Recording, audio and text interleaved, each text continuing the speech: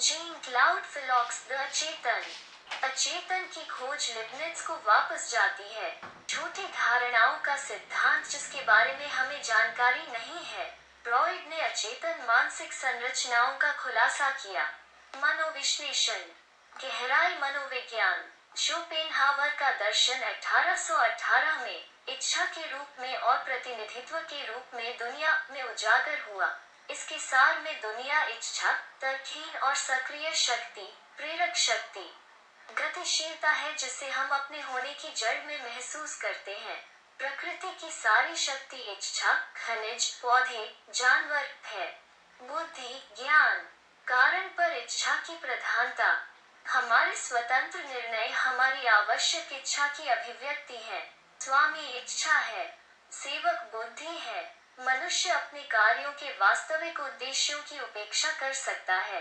स्वप्न अचेतन का चेतन में बहुत रुकावट है। अचेतन जैविक जीवन की प्रक्रिया में हस्तक्षेप करता है और सचेत गतिविधि अचेतन गतिविधि पर आधारित होती है। खोजें अचेतन अफवाह का फल है। जेनेट के अनुसार अचेतन चेतना का उल्टा पक्ष है जो संपूर्ण मानसिक जीवन को संश्लेषित नहीं कर सकता है। हिस्टीरिया दुर्बलता का रोग है जो विचारों को ठीक कर अचेतन का रोग बन जाता है। अचेतन अहंकार की शक्ति में कमी के फल के रूप में प्रकट होता है। फ्रॉइड की अपनी खोज दमन के लिए एक गतिशील अचेतन सहसंबंध का अस्तित्व है। फ्रॉइड को मानवीय संबंधों में ज्ञान की प्यास थी। 1885 में वे चारकोट के छात्र थे। फिर वे वियना में एक डॉक्टर थे जो तंत्रिका रोगों में विशेषज्ञता रखते थे। हमारे कार्यों का सही उद्देश्य हमेशा ज्ञात नहीं होता है। फ्रॉइड विचारों के जुड़ाव के साथ यादों के उद्गम के माध्यम से खोज करता है। रोगी को अपने सभी विचार व्यक्त करने में कठिनाई होती है और वो चिढ़ जाता है। यह प्रतिरोध है। इन यादों को चेतना से बाहर रखा जाता है। फ्रॉइड कहते हैं कि वे दमित हैं। अहंकार उनकी सचेत उपस्थिति के खिलाफ खुद का बचाव करता है। एक रक्षा तंत्र प्रकट होता है। चिकित्सक को इस प्रतिरोध को दूर करना चाहिए। मनोविश्लेषण मुक्त संघ और प्रतिरोध के खिलाफ लड़ाई के संयोजन की चिकित्सीय विधि है। अचेतन के अंधेरे में दमितों द्वारा चेतना के द्वार को जबरन जबरदस्ती करने का निरंतर प्रयास होता है।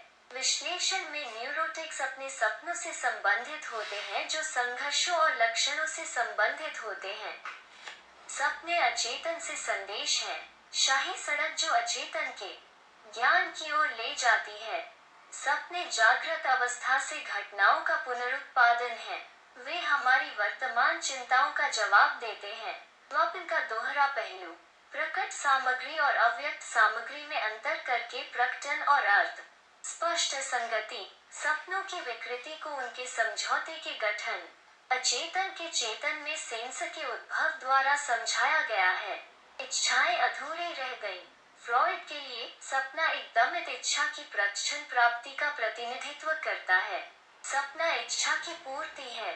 हमारे दैनिक इशारों में अचेतन छूटे हुए कृत्यों, चूक, हानि, छूटे हुए कार्य आदि पर कार्य करता है। पर्ची, एक शब्द के बजाय हम दूसरे का उच्चारण करते हैं। कामेच्छा ओडिपस परिसर के अनुरूप अनाचार उन्मुखता के साथ यौन ड्राइव का गतिशील मूल्य है। यौन इच्छाओं की मां पर ध्यान और पिता के प्रति ईर्ष्या। कैस्ट्रेशन कॉम्प्लेक्स एक डर है कि पिता जवाबी कार्रवाई करेगा। एक सपने की व्याख्या करना एक चित्रलिपि पढ़ने जैसा है। प्रकट सामग्री के तहत अव्यक्त सामग्री को पढ़ना। अव्यक्त सामग्री में अधिक समृद्धि होती है। छवि के आधार पर सोचना वैचारिक सोच बिनेट की तुलना में खराब है। यह एक नाटकीयता है। छवि सपनों की सामग्री में नाटक में बदल जाती है। व्याख्या में सावधानी। फ्रॉइड अचेतन गतिविधि की शक्ति और चेतना पर इसके कारण प्रभाव पर जोर देता है। चिंता दमन का कारण बनती है। आईडी एक यौन या आक्रामक प्रकृति की आदिम ड्राइव दमित तत्वों का समूह है। फ्रॉइड में किसी भी अचेतन में पाए जाने वाले प्रत्येक तत्व के अचेतन में होते हैं। फ्रॉइड के लिए अचेतन बचपन में बनता है। मैं अपने काल्पनिक चरित्र में गठित है। यह दूसरे की नजर में अपने अस्तित्व का प्रमाण चाहता है। दूसरे का प्रवचन इच्छा की संरचना को निर्धारित करता है और पाया जाता है। इच्छा हमेशा एक कमी को संदर्भित करती है। खोई हुई वस्तु को केवल इंगित किया जा सकता है और पाया नहीं जा सकता है।